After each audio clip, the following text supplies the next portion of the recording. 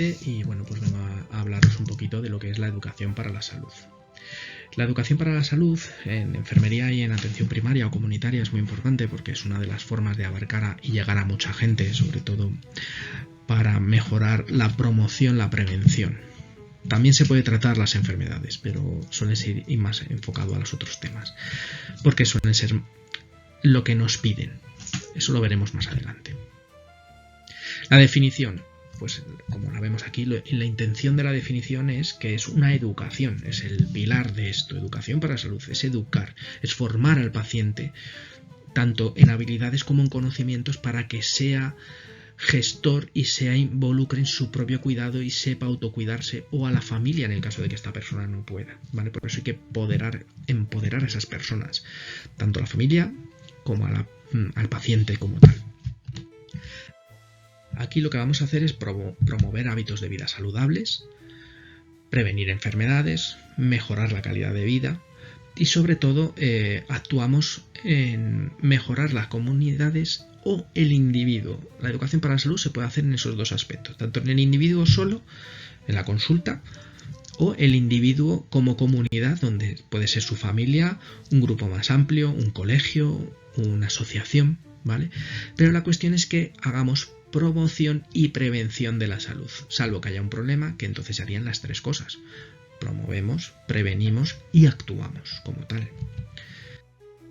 Campo de acción, pues tenemos muchísimos, desde la salud infantil, adultos mayores, sexual, reproductiva, salud mental, enfermedades crónicas, deshabituación tabáquica. Los ámbitos, pues los ámbitos, como veremos a lo largo de esta presentación, de este PowerPoint, suelen ser muchos, pero lo más normal desde un centro de salud suelen ser las escuelas, asociaciones, el APA, fundaciones.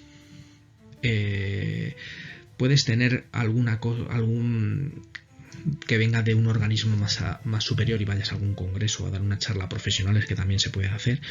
Es raro en empresas. En empresas es muy raro que te vengan al centro de salud, porque normalmente suele haber un servicio de prevención o suelen ser cursos que se pagan a nivel de estamentos privados, pero se pueden hacer desde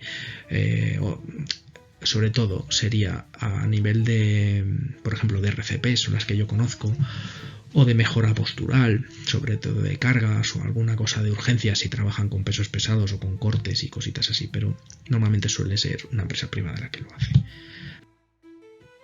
¿Qué profesionales somos los que actuamos como agentes de la educación para la salud? Pues sobre todo las enfermeras y los médicos. El peso grueso cae, por mi experiencia de 17 años en Madrid en atención primaria, sobre todo en enfermeras, porque tenemos mucha más disposición y es verdad que los médicos ahora mismo hay pocos y están saturados.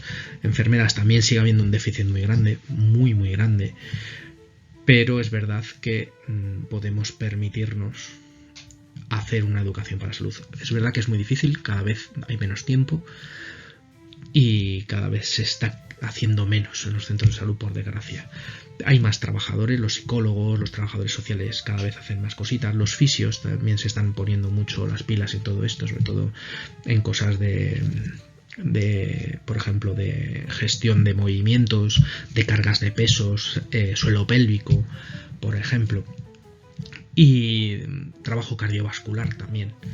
Nutricionistas es que prácticamente no hay, lo que hay es hospitalario, que también se puede hacer desde hospital la educación para la salud, pero nos vamos a centrar en atención primaria y enfermería comunitaria como tal.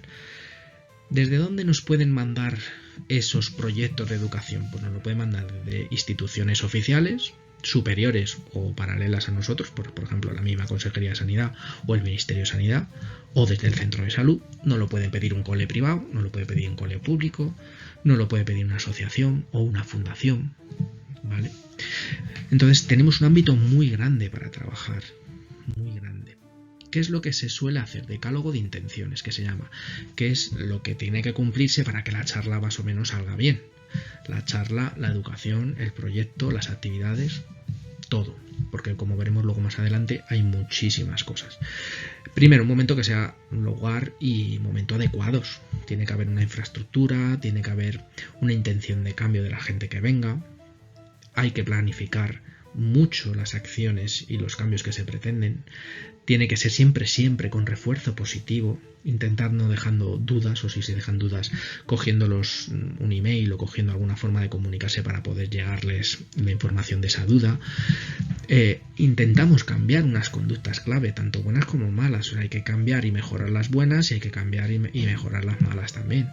Explicar unas consecuencias de conductas, anticiparse a los problemas, pero esto te lo va a dar la experiencia cuando lleves hecho 8 veces el mismo EPS. Asumir la propia responsabilidad, tanto como profesional como personas.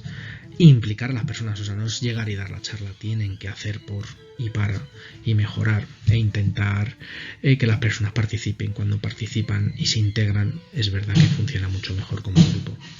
Una alternativa ante el fracaso parcial, pues que tenemos que dejar claro que no pasa nada si nos equivocamos. Sobre todo es eso, que el error es aprendizaje al final. Técnicas que tenemos, pues tenemos muchas técnicas, las vamos a ver después poco a poco, pero tenemos técnicas de encuentro, de investigación, técnicas de sensibilización, de análisis, para desarrollar habilidades específicas o de comunicación, como podemos tener la radio, carteles, folletos, trípticos, ¿vale? Esto es un caso que puse en el aula, en clase, que os puse a vosotros, a los alumnos, donde vamos a ver que hay unos parámetros donde dan mucho margen de error. Entonces hicimos un roleplay, un alumno salió de enfermero y una alumna salió de paciente. Entonces, como veis aquí, es verdad que podía ir por cualquier sitio y se fueron muy bien acertados porque se fueron hacia problemas de ansiedad, cosa que la paciente ya tenía, se fueron con problemas de depresión y con problemas de insomnio. ¿Qué pasó? Que esto es lo que suele pasar en la vida real. De repente te dice algo que te hace el clic y dices, ahí va, pues me estaba yendo por lo que no era. En este caso era un problema de violencia, ¿vale? Y claro, cuando les pusimos la exploración física se dieron cuenta. ¿Y eso qué significa? Que muchas veces hacemos unos juicios de valor y creemos que vamos por un lado y luego tenemos que ser capaces de adaptarnos y girar 365 grados y entrar en un momento que dices, no sé cómo manejar esto y me tengo que formar. Por eso es tan importante la formación continuada, cosa que cada vez es un poquito, con perdón, mala por parte de las empresas, porque no llega a cumplir con los requisitos que se tienen. Vale, y muchas veces, pues como en mi caso o como en caso de muchísimos enfermeros, que son cursos o máster que te tienes que pagar aparte para poder dar esa calidad a los pacientes, porque si no, no puedes hacerlo. Entonces, las técnicas de encuentro pues son, por ejemplo, tendríamos la entrevista individual, ¿vale? Que sería en el caso anterior, pues la entrevista que le hago a Ana, era la paciente, ¿cómo se llama la paciente? Dentro de un ámbito privado. Y es establecer una relación de confianza, pero también se pueden hacer técnicas de encuentro a nivel grupal, ¿vale? Por ejemplo, yo uso una que me gusta mucho, que es dentro de Wikipedia y sin salirte de Wikipedia, irte desde los juicios de Nuremberg hasta Michael Jackson dentro de los enlaces y ganar el grupo que menos clics y pasos haga. Hay muchísimas más, pero eso crea un rol, una forma de cooperación entre los grupos y de unificación que luego te da muy buen margen para proseguir en las siguientes técnicas. Tenemos las técnicas de investigación, como son por ejemplo las lluvias de ideas, los debates, que son muy difíciles de hacer y de gestionar porque muchas veces se enrocan, no quieren empezar o por ejemplo se desvirtúa el tema, ¿vale? Entonces ahí el moderador tiene que estar acostumbrado a hacer debate, cortar y redirigir. Y juego de roles, por ejemplo un escenario, una simulación, sería muy bueno. No llega a ser un roleplay, pero sí empiezas a manejar casi ese roleplaying. Digamos que sería el paso previo al roleplaying. Técnicas de sensibilización. Pues por ejemplo tenemos las exposiciones. Llevar a un experto en violencia de género o un experto en X tema y que dé una charla sobre ese tema, ¿vale? Porque es un mega experto que sabe mucho más que tú. Podemos llevar vídeos, un testimonio de alguien grabado o un vídeo TEDx. A mí me gustan mucho los vídeos TEDx para poner sobre un tema cortitos que lleguen, ¿vale? testimonios de alguien invitado que le haya pasado. No hay nada mejor que un paciente diabético que ya está controlado, que sabe lo que es la enfermedad, para explicárselo a un paciente diabético que no sabe lo que es la enfermedad y está empezando. Entonces la cuestión es que se comprenda ese problema, lo complejo que es ese problema para esas personas y tengan una base de conocimientos. Técnicas de análisis, pues es igual, podríamos llevar un caso clínico, ¿vale? Y exponérselo al grupo y ver cómo trabajamos ese grupo. Análisis de noticias de periódicos, por ejemplo. El enfoque es lo mismo, es otra forma de desarrollar habilidades. Técnicas de desarrollo de habilidades como tal, ¿vale? Las otras desarrollaban habilidades, pero no profundizas. Aquí sí profundizas. Tenemos demostración, o sea, yo me pongo, hago una cosa, tú te pones al lado, lo ves, te pones y lo haces. Una simulación, pues con pacientes ficticios o actores haces. Un roleplaying, pues se intenta que parezca de verdad con gente que intenten meterse en ese rol, que ya tiene que tener una base de conocimientos. O sea, esto no puedes hacer al principio, tienes que hacerlo al final, por ejemplo, para evaluar el grupo, que hagan un roleplaying y lo vemos, ¿vale? Y ya es para adquirir esas habilidades finas, esas habilidades profundas de conocimiento para poder enfrentarte en el día a día. Y luego las técnicas de comunicación. Se puede dar una charla normal y corriente, un taller donde se dan en 3 o 4 sesiones con ejercicios, con por ejemplo un taller de la memoria para los abuelos. Se puede crear materiales, pues los trípticos, carteles, folletos, una página web, ¿vale? La cuestión es que con esto se fije esa información, esos conocimientos y tengan algo donde puedan repasar rápidamente en casa, ¿vale? O tengan mucho tiempo para ir cogiendo esas habilidades y siempre se tiene que apoyar con algo físico, papel o digital para que lo tengan y lo puedan repasar, ¿vale? ¿Cómo se hace un proyecto de salud? Pues se planifica y esa planificación pues se analiza la situación, se definen los objetivos, para ello se tendrá que hacer un diagnóstico de ese problema para ponerle un nombre, por decirlo de alguna forma. Los objetivos tienen que ser específicos, medibles y alcanzables, porque no podemos irnos por fuera de esto. Tenemos un diseño del programa con los contenidos, cómo lo vamos a hacer, qué materiales hay que crear y todo. Una vez todo hecho, todo el material y todas las cosas hechas, se implementa. Que vas allí a hacer las actividades que hayas hecho y a la vez se evalúa. Por eso 2 personas. Aquí se interesa hacer un pretest y un posttest, o si son niños, por ejemplo, pues preguntarles al principio qué esperan, qué tal, qué es lo que se esperan, y luego ver si han cogido los conocimientos. Pues, por ejemplo, una RCP, pues a ver si la pueden hacer o no, o si se sabe la canción, por ejemplo. Las fases de la educación sanitaria. Las fases son crear un ambiente de aprendizaje seguro, ¿vale? Dentro de esas fases de educación, que son las que hemos visto anteriores en la diapositiva anterior, pues hay que utilizar un lenguaje claro y sencillo, porque si no, no llega a la población. Hay que fomentar la participación activa dentro de esta población que estamos haciendo la educación, y lo que es vital, adaptar los contenidos. ¿Por qué? Porque a lo mejor tenemos gente que es sorda, muda y a lo mejor no sabe leer y les estamos dando un material que no llega, ¿vale? Entonces eso hay que tener muchísima cuenta, porque a día de hoy hay muchísima gente que no sabe leer ni escribir, o por ejemplo que es de otro país y no entiende el idioma, ¿vale?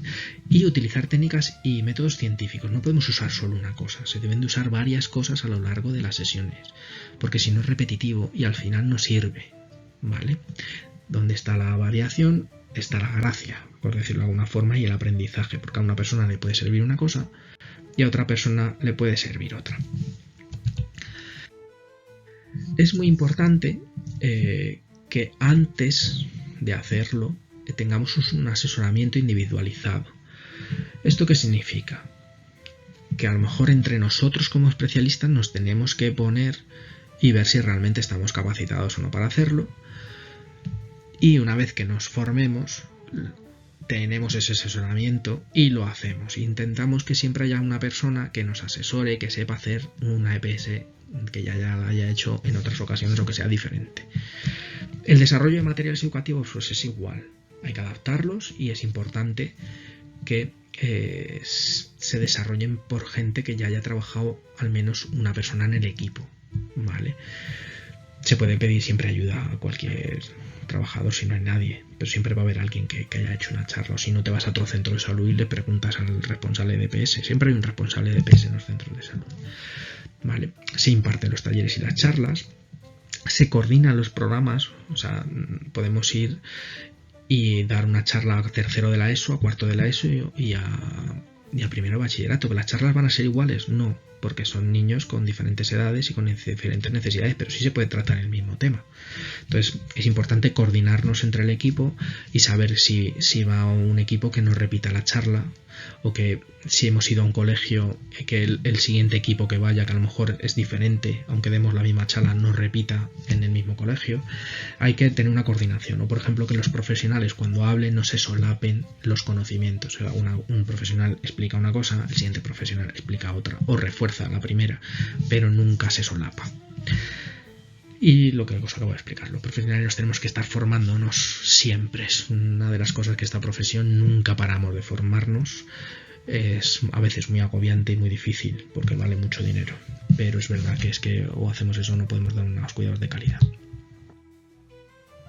Los medios que se suelen utilizar para comunicarnos, pues medios impresos, por ejemplo los carteles, revistas, periódicos, el colegio, en las revistas de los colegios, los carteles de los centros educativos, ¿vale? Medios audiovisuales, normalmente suelen ser aquí programas de radios, lo que más se suele usar, o a veces en programas de salud que puedes entrar y exponerlo. Nuevas tecnologías, sobre todo aquí Instagram, TikTok, las páginas web, hay muchos influencers ahora dentro de nuestro campo que están haciendo una labor brutal, por decirlo de alguna forma. Sería otra forma de conectar, ¿vale? Y recursos comunitarios, pues se puede poner en los centros de salud, en las bibliotecas, en las asociaciones de vecinos, la información, ese cartel, ¿vale? Para que se inscriba la gente, o ir allí que ellos lo promocionen, también se puede usar eso. Aquí, por ejemplo, tenemos varias campañas que se han hecho en España, pues por ejemplo el consumo de alcohol, el VIH, lo de las drogas, cáncer de colon, el PRV colon. Esta ha sido una de las que más está salvando vidas de cáncer de colon por diagnósticos precoces. Por ejemplo, lo de los antibióticos o pastillas que no te automediques, o por ejemplo la de maltrato, ¿vale? Que son vitales. ¿Funcionan? Pues a veces sí y a veces no. Es verdad que los impactan mucho por ejemplo, los de accidente de moto, pero al final la gente sigue siendo una inconsciente.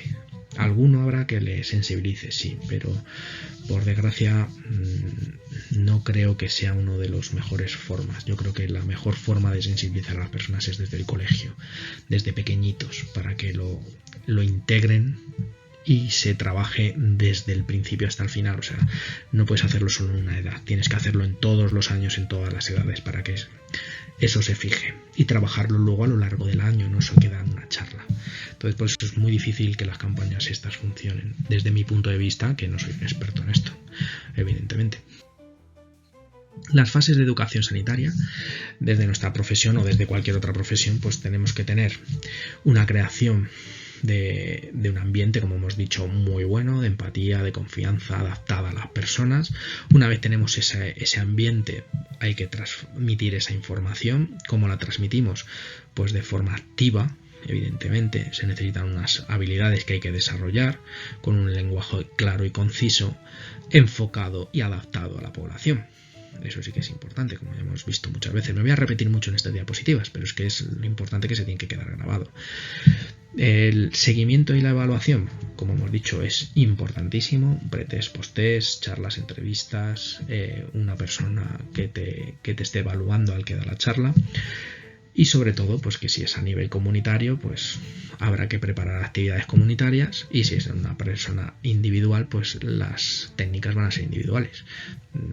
Va a cambiar, se puede trabajar prácticamente igual, pero es verdad que cambia la dinámica un poquito. Los roles de la enfermera. Los roles de la enfermera son muchísimos. Enfermera, médico, psicólogo, el que sea. Funcionamos como líderes porque somos la persona de referencia y tenemos que tener una imagen y mantener esa imagen para que los pacientes nos tengan como persona a seguir. somos educadores, estamos enseñando a los pacientes y a la familia a manejar su vida en este aspecto para mejorar la salud. Tenemos que empoderarles, somos facilitadores de empoderamiento. Aquí somos como coaches, pero no lo somos. Promotores de la salud desde la atención primaria o enfermería comunitaria. ¿Vale? Es importante que se detecten las necesidades y que las charlas vayan adecuadas a las necesidades de esa población, no dar una charla porque sí. Eso sí es importante. Diseñamos materiales educativos. No sabemos de marketing, no estamos preparados para eso, pero tenemos que hacer esos materiales. Entonces, como veis, se nos mezclan muchas profesiones dentro de una. Y falta mucho apoyo y mucha formación. Tenemos que ser, como educadores, impartir talleres y charlas y transmitir ese conocimiento. Y encima tenemos que coordinarnos porque hay 800.000 programas educativos y no se pueden solapar. Y encima tienes que pasar tu consulta y tienes que ver tus urgencias y tienes que hacer tus domicilios, tus extracciones. Es muy difícil las revisiones de tus niños sanos, con lo cual compaginar todo eso y coordinarlo es muy difícil y consume mucho tiempo que es fuera, normalmente se hace fuera de tu tiempo de trabajo, porque no te da tiempo en tu tiempo de día normal y corriente de trabajo. Implementamos esas actividades, las preparamos, las hacemos, ¿vale? Hacemos una formación a la comunidad. Para ello hemos hecho un diagnóstico enfermero o un diagnóstico de salud, ¿vale? O ambos, dependiendo de los profesionales que trabajen, y colaboramos con otros profesionales. ¿Eso qué significa? Que yo puedo ir con el médico, con el psicólogo, con el trabajador social y dar una charla en conjunto. Y podemos hablar de diferentes cosas, incluso hablar desde los dos puntos de diferentes o incluso uniendo los dos puntos de diferentes de cada profesión para dar una única charla, ¿vale? Pero siempre va a ser de apoyo a la comunidad y de educación a la comunidad o al individuo. ¿Vale? Antes de entrar a los diagnósticos, tenemos que ver una cosa, que el paciente es único. Eso sí es verdad, el paciente es único, pero luego hay que ver que el paciente como grupo no es único. Todas las personas nos levantamos, nos vamos a trabajar, comemos, nos duchamos, desayunamos. Tenemos un rol, la mayoría de las personas que van a venir a las charlas, porque como se coge las personas adecuadas para las charlas, hay que hacer un cribaje, ¿vale? Van a tener muchas cosas y muchos nexos en común, con lo cual son únicos como individuo, pero como grupo no son tan únicos, porque van a tener muchas cosas, salvo algunas cosas que van a marcar la diferencia en su casa. Entonces son únicos al 50, al 60, al 70%. ¿Vale? Y tenemos que trabajar en ese 30% de que no son únicos cuando trabajamos en grupo. ¿Vale? Por eso es tan importante seleccionar bien la muestra del grupo que vamos a usar. ¿Vale? Entonces, para eso, en enfermería tenemos nuestros propios códigos diagnósticos, la NANDA, ¿vale? Que van a ir enfocados a educación, los no, que van a ir enfocados a unas metas para cumplir ese conocimiento de educación, y las intervenciones, que es lo que vamos a hacer para que lograr esos objetivos se cumplan. Aquí he puesto unos ejemplos, por ejemplo, déficit de conocimientos, riesgo de deterioro de salud, incapaz para seguir el régimen terapéutico. Si os dais cuenta, el primero, en un paciente diabético, por ejemplo, funcionaría muy bien ese déficit de conocimientos, y el déficit de conocimientos prácticamente vale para todos los diagnósticos de EPS. Los de riesgo, pues ya tiene que ser una población vulnerable, no te valen para cualquiera, ¿vale? Y los de incapacidad para seguir el régimen ya es cuando hay un problema de salud. Y entonces tenemos que juntar a todas las personas. Por ejemplo, hay un problema con los pacientes diabéticos tipo 2 que no saben ponerse la insulina que les han pautado. Pues juntamos a todos los diabéticos tipo 2 insulinodependientes y todos esos les enseñamos a ponerse la insulina y a tomarse la medicación porque lo están haciendo mal, ese grupo de personas. Eso no significa que el resto lo haga mal. Los de riesgo, pues va a entrar una población más grande, y los de déficit de conocimientos, pues va a ser una población inmensa, ¿vale? Vamos a tener más probabilidad de coger muestra. Resultados no, pues normalmente suelen ser que lleguen al conocimiento, que se adhieran al régimen terapéutico o que aprendan a cuidarse. Esos son los básicos. Y todas las intervenciones van a ir enfocadas a la enseñanza o a brindar apoyo emocional dependiendo del paciente que cojamos, ¿vale? Eso es lo importante, sobre todo. que es enseñanza del proceso de la enfermedad, enseñanza de lo que tienen que hacer, de las herramientas, de los procedimientos para intentar evitar ese problema, solucionar el problema o paliar el problema, y luego brindar apoyo a la familia o al enfermo, o que aprenda la familia y el enfermo a tener ese apoyo, ¿vale? O que sepan preguntar o que sepan a quién tienen que acudir. Entonces, si preparamos a la familia para una determinada situación, van a tener herramientas para enfrentarse a esa situación. Aquí, como vemos, pues puse un ejemplo de los anteriores, ¿vale? Un diagnóstico relacionado con la información, con la intervención de enseñanza, ¿vale? Esto es lo que llevo diciendo durante toda la charla. Los diagnósticos, normalmente hay diagnósticos que la mayoría son individuales, pero también hay diagnósticos NANDA que son de grupo o sociales, ¿vale? Y eso se pueden usar, normalmente son los que se usan para EPS, pero un diagnóstico individualizado se puede usar para un grupo y viceversa, ¿vale? La colaboración va a ser interdisciplinar. ¿Qué pasa? Que si vamos a dar más profesional en la charla, trabajamos con varios códigos diagnósticos, los médicos por un lado, los CIEs, los DSMs y la NANDA. Entonces hay que ver, para cuando haces el proyecto y haces tus objetivos y haces que a lo mejor tenemos que trabajar con varios códigos diagnósticos a la vez, porque los problemas se ven desde diferentes formas. Una cosa es el médico, ¿vale? Que es el curar, el tal, y otra cosa es el enfermero, que es el cuidar, el arte de cuidar. No tiene nada que ver. O sea, son trabajos totalmente diferentes que comparten un nicho y algunas cosas en común, pero somos profesionales diferentes, con potestades diferentes, que no tenemos nada que ver, aunque compartamos un nicho. Y evaluación continua. Esto es la clave de todo, como del PAE, como de los diagnósticos, como de todo. Siempre hay que hacer una evaluación continua de todas las charlas, de cada charla, y luego una final de todo. Metodología de la educación. Vale, pues se hace un plan estratégico, se hace el plan de acción, como hemos visto, se basa en modelos teóricos, tienes que tener una base para que te sirva, porque no puedes hacer al tuntún. Esto es una profesión y es un método científico al final lo que estamos aplicando, y una evaluación. Eso es aplicar el método científico realmente, nada más que en 3 pasos. Lo podremos acortar un poquito, pero porque se engloban al final.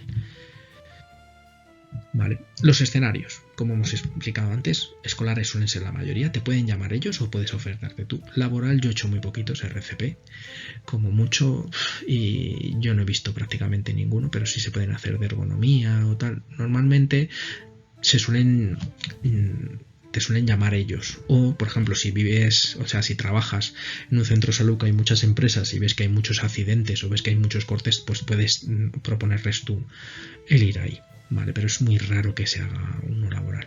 Y los comunitarios, que son los normales, ¿vale? También en asociaciones y demás. Es muy importante, ¿vale? La participación comunitaria, es muy importante que las personas se empoderen, aprendan esas técnicas para poder ser autónomos, ¿vale? Pero tienen que participar. O sea, por mucho que tú quieras, si no motivas a las personas y no las convences en la consulta o no les buscas activamente, es muy raro que se involucren ellos.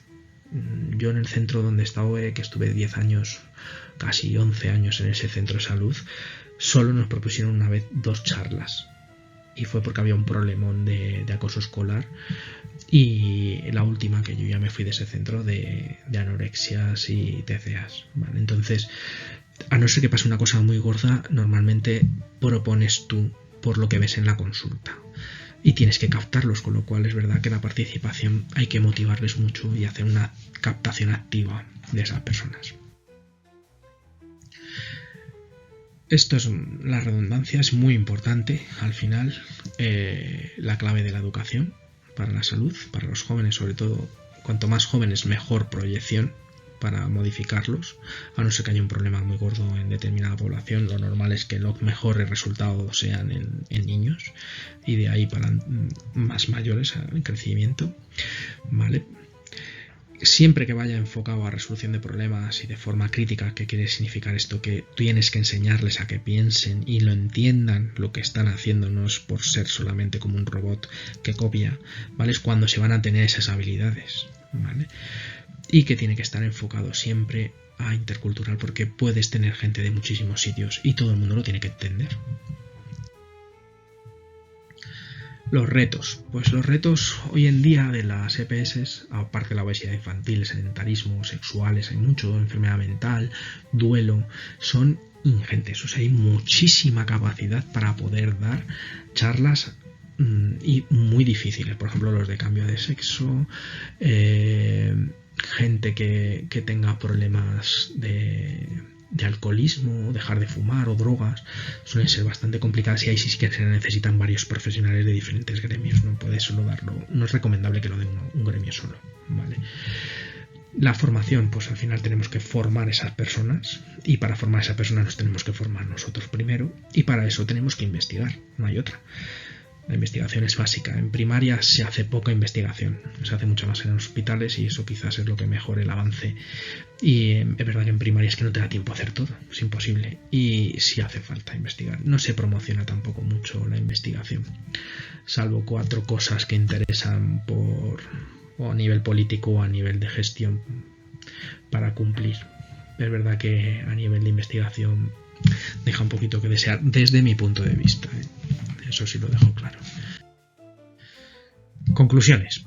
Pues bueno, la importancia de la EPS, que es vital porque llegas a mucha gente. En una hora a lo mejor puedes llegar a 20 personas o a 30 personas o a 5, cosa que en una hora en consulta pues a lo mejor tienes 2 o 3 o 1 porque sea una cosa muy difícil y lleves un retraso luego de una hora detrás, con lo cual pues es verdad que todo esto ralentiza mucho las listas de espera y demás, entonces es mejor hacer una charla de 1 hora a la semana que llega a 20 o 30 personas porque abarcas muchísimo más y si esa charla se da entre varios profesionales pues realmente tú vas a dejar de pasar a lo mejor 1 hora al mes de consulta y ya has llegado a 30 personas pero que a tus compañeros iguales, que es exponencial, ¿vale? Y sobre todo que hay que implementar desde una base científica y unos conocimientos de verdad bien hechos, porque muchas veces que la gente se lanza a dar una charla sin estar preparado y luego tienes unos problemas que te surgen en la charla que ya de por sí, aunque estés preparado, te salen y es muy difícil de manejar y la gente luego al final pues no le gusta darlo o ve que no sirve o ve que no son capaces de llegar porque es que son cosas que tienes que aprender, tienes que formarte y tienes que hacer por aprender. Y es verdad que la población sanitaria está muy quemada, al menos en Madrid. Y yo imagino que a nivel de España, por lo que vemos en las últimas estadísticas, que el 38% o el 40% quiere dejar la clínica cuando llevan 10 o 12 años, en los que entre ellos me incluyo yo, que he dejado la clínica y llevo 17 años trabajando porque estaba quemadísimo sobre todo es más por la empresa, cómo trata por los pacientes. Los pacientes normalmente al final son un amor y es lo que te hace seguir y seguir y seguir hasta que ya no puedes más. Entonces es importante que la empresa cuide a sus trabajadores, los forme, los tenga en un ambiente saludable a nivel laboral para que puedan hacer esto, porque es un esfuerzo que tienen que hacer fuera de casa y es verdad que no facilita y ya de por sí que es muy difícil la compatibilidad con tu familia, pues complica mucho las cosas. Bueno, los puntos importantes. Pues tenemos la definición de la OMS, que esto está avalado por la de Carta de Ottawa, Helsinki y demás. Hubo una reforma muy grande de los equipos de salud, que se empezó a implementar el equipo de salud donde el médico y el enfermero tenían el mismo grupo. Eso se ha roto, eso ya no existe. Ahora es la atención única. Yo puedo tener el médico por la mañana, yo estoy por la tarde y compartir pacientes con 8 médicos, con lo cual ya eso se lo han cargado. Entonces es verdad que todo esto ha evolucionado para mal, porque dificulta mucho las cosas para mí, pero es verdad que al permitir eso es verdad que puedes permitirte una mejora en tu familia a la hora de poder ver a la gente porque deslizas, cambias el turno. Entonces es verdad que mejora unas cosas pero empeora otras. No puede llover a gusto de todos, eso no está claro. ¿Vale? Se tiene que basar en los determinantes sociales, ¿vale? Es lo que hablábamos, tiene que ser algo que sea realmente importante para la sociedad lo que estemos dándolo, ¿vale? Se puede dar en las charlas, por ejemplo, en fase de precontemplación, de contemplación, de preparación o de acción y mantenimiento. O sea, tú puedes enfocar la charla a cualquiera de ellas, incluso puedes hacer charlas que vayan avanzando y a lo largo de meses ¿vale? Dar la formación de EPS, ¿vale? Pero es verdad que normalmente pues te ciñes a una etapa porque a lo mejor das una charla, como mucho 2, ¿vale? Entonces, dependiendo de lo que hagas, no es lo mismo dar una charla en un colegio, que sería precontemplación o contemplación, incluso nada, porque están asumiéndolo a una persona que quiere dejar de fumar, juntas a un grupo entero que quiere dejar de fumar, que está en contemplación, o incluso en preparación, donde ya le estás dando medicación o le estás dando técnicas psicológicas de ayuda, y lo que haces es un refuerzo positivo para que eso se mantenga en el tiempo y dejen de fumar, con lo cual estaríamos en las 3 últimas en lugar de las 2 primeras.